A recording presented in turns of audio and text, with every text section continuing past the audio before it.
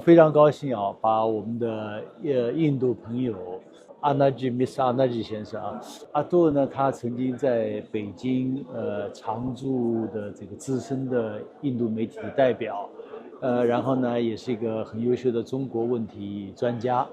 那么今天我们正好在俄罗斯彼得堡的国际经济论坛碰见了，我们想简单的聊一聊他对中印关系等的一些看法。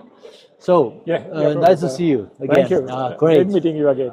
Maybe you could speak to our Chinese audience, your perception of, say, China-Indian relations.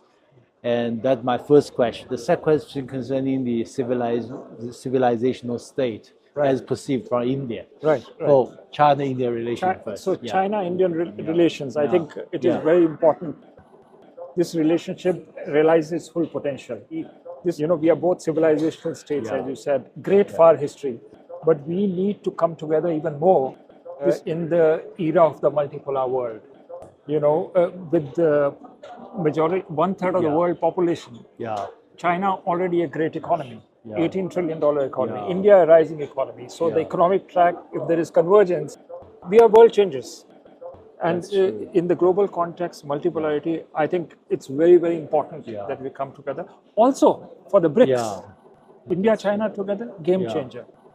And do you think the recent election victory for Prime Minister Modi, to what extent will improve, say, China-India relations or not improve?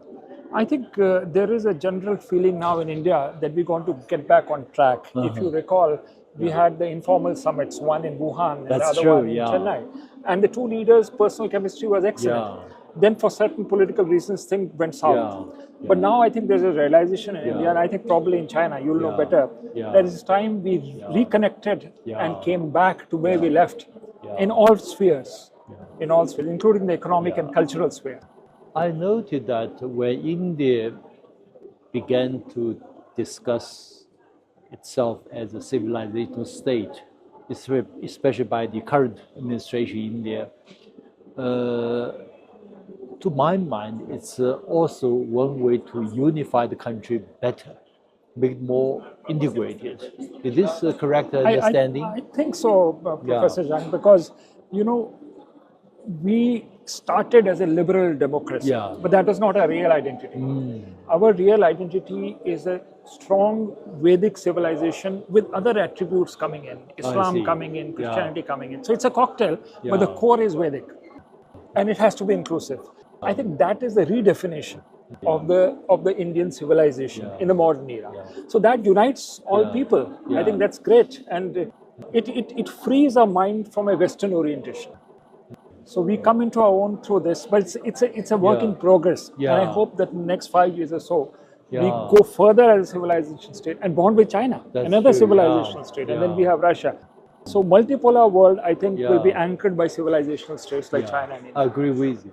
Perhaps China, Russia, India, we can do some regular dialogue on this very particular topic to enhance mutual understanding and better relationship. Absolutely, because I think within the BRICS, the RIC is the core.